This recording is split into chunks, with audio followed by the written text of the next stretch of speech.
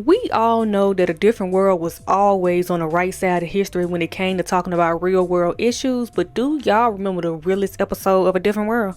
Let's get into it. Trigger warning. But before we get into anything, Bill Cosby comes to us and he lets us know that what we're about to see is very important and very mature, and he wants parents to sit down and watch this one with their kids. Then the episode starts off and we find out that today is my man Dwayne Wayne's birthday. Whitley tells Kim that she got something planned for Dwayne tomorrow night. It's gonna be dinner, candlelight, romantic music. Then she pulls Kim to the side and she tells her, she's like, when you was with somebody for the first time, how did you know that it was the right time to be with that somebody? And Kim tells her, well girl, you just know. Whitley says that, well, she feel like she knows. Turns out she's ready to give Dwayne her all. Kim is a little surprised that Dwayne and Whitley ain't got busy yet, because you know this is like season 4 and they've been messing with each other since like season 2. But Whitley says if they did, she would have been told Kim, and Kim asks Whitley if she's just doing this because she can't afford another present for Dwayne, but Whitley insists that she's just ready.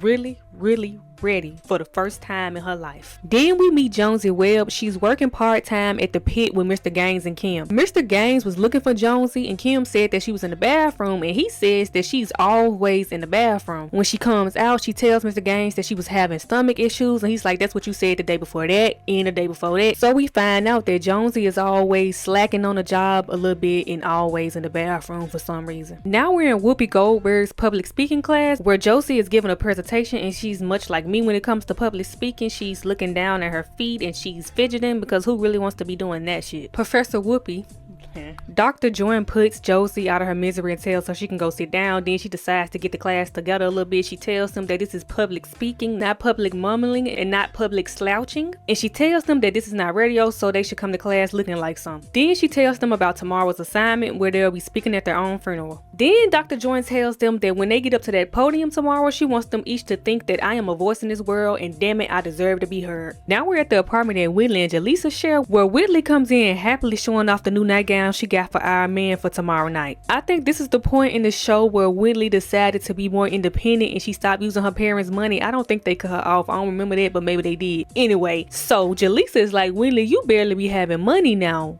Why would you go out and get a new nightgown? Jaleesa ends up putting 2 and 2 together real quick, and she's like, oh, you must plan on wearing this for Dwayne tomorrow night. And Whitley says it'll be there if I need it. Then Jaleesa asks her how long she wants her to stay out of the apartment, and Whitley says, I don't know, I've never done this before. Leading to another person being very shocked that her and Dwayne haven't done anything with each other yet. Jaleesa is like, the restraint, the willpower. And Whitley says that it wasn't easy, but she's glad that she waited, and there's nothing wrong with being 22 and inexperienced. Then Jaleesa tells Whitley that she thinks that Dwayne probably got this under control, but just in case there's something that she wants to give her, she says that it's a very important accessory for the night, and she proceeds to try to give Whitley a piece of protection, which totally freaks her out. Whitley is like, you just got that in your purse, and she doesn't even want to look at it. Whitley says that she doesn't even know how she's going to offer that to Dwayne and that it'll probably shatter the mood. Kim and Jaleesa try to talk some sense into her. They tell her that it's better dead than to wake up a few weeks from now and have an STD. Whitley says that she can assure them that Dwayne hasn't been fraternizing with the disease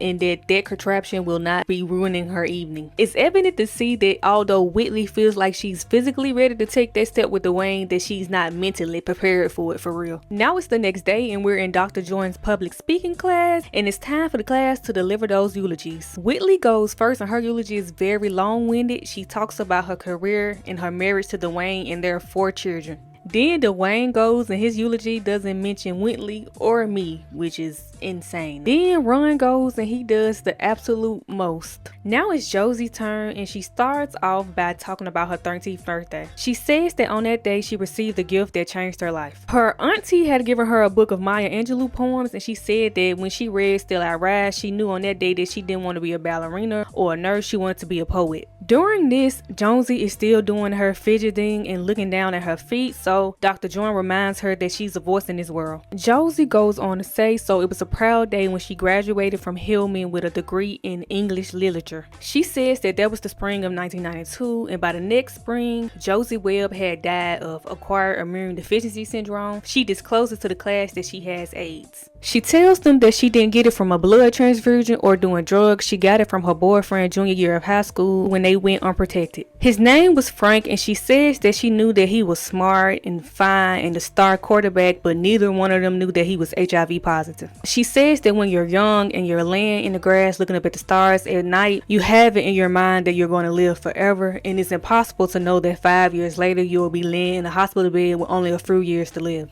She says that there's nothing like an AIDS ward to show you that youth isn't immortality, it's the power to choose. She tells the class that now that she's gone, she just asks one thing of them: to always choose life. Josie just dropped a whole lot on the class's lap, so they're just sitting there silently for a long time. Then Dr. Joyne goes over and thanks her for her honesty and asks her how long has she known her status, and she says since last summer. Terrence asks her how does she feel every day, and she says some days she's fine, some days she's not, and she has to take a lot of medicine. Whitley is very disgruntled. She says she doesn't understand because AIDS isn't a woman's disease, and Kim tells her, well, just ask the 16,000 women who has it. Whitley says that those women use drugs and they do perverted things, and Dr. Joyne tells her that AIDS isn't a moral judgment. Whitley is still in shock, and she goes on to say she just doesn't understand how couldn't Josie tell by looking at him, and Josie is like, could you tell by looking at me? This is when Gina interjects and she's like, girl, she lives right down the hall from me. I gotta switch dorms. Kim tells Gina that in order to get AIDS, there has to be an exchange of bodily fluids. That's why people get it from transfusions, needles, and getting busy. Terrence is happy to hear that. He says that he's never had any of those things. Dr. Joyne decides to end class early, and Kim goes over to Josie and tells her that she wished there was something she could do for her, and Josie says that she already has just by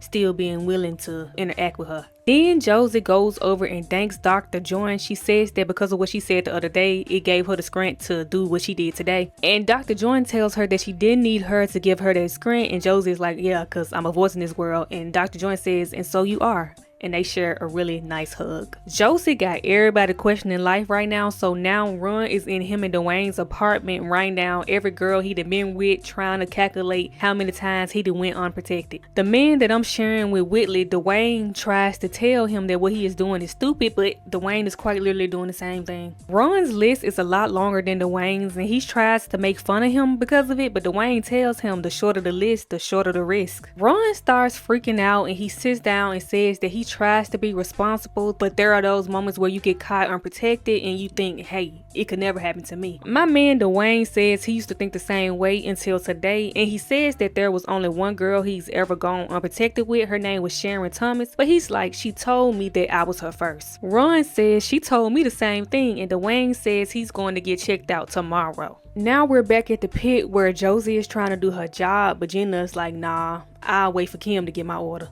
Then Terrence walks in like this, but insists that it has nothing to do with what they found out about Josie. Kim tells Gina and Terrence that they are being ignorant and that they should go to student health and read a pamphlet. But Gina says, Kim, there's a lot that we don't know about this particular disease. She says that she just waves her hands at Josie. Then Mr. Gaines comes up and he asks Josie why she isn't working. She tells him that she's trying, and Kim tries to explain to him what's going on, but he said he heard everything. Then Mr. Gaines proceeds to get Gina and Terrence together. He tells them that Josie has immune deficiency syndrome and that they are more of a danger to her with their germs than she is to them. He tells them that if they don't want Josie to serve them, then they can take their germs and their intelligence deficiency and get out of the pit. Terrence and Gina try apologizing, but this is a very uncomfortable situation for Josie, so she ends up running out and crying. Mr. Gaines runs after her, and when he catches her, she tells him that she probably shouldn't have told them and that she probably shouldn't even be working here. He tells her that she should have told him what was going on and that he had to find out from somebody else, and he's like, what you thought I was gonna do? And she said she thought he was gonna fire her. And he tells her, no, I understand what's going on out there in the world. Josie tells him that she hasn't been doing a very good job, and he's like, nonsense. Tomorrow I want you to come in and get a big bowl of my grits and gravy. We gotta keep you going until we find a cure for this thing. And Josie thanks him. Now we're at Dwayne's birthday dinner where Whitley was trying to proceed as normal with her plans for the night, but she says that she can't get Josie out of her head. She tells Dwayne that she doesn't want to be thinking about dying the first time they get busy, and this freak says, you won't. Dwayne, stop fucking playing with me. Then Whitley goes on to say, and I was so ready. Dwayne didn't know that, but she says that now it just doesn't feel right. Then the episode ends with Dwayne showing why he is the best black sitcom boyfriend ever, because despite his wants and needs and feelings on the situation, he tells Whitley that they can wait until the time is right for her. Can somebody please invent something so I can make him my man? I need him.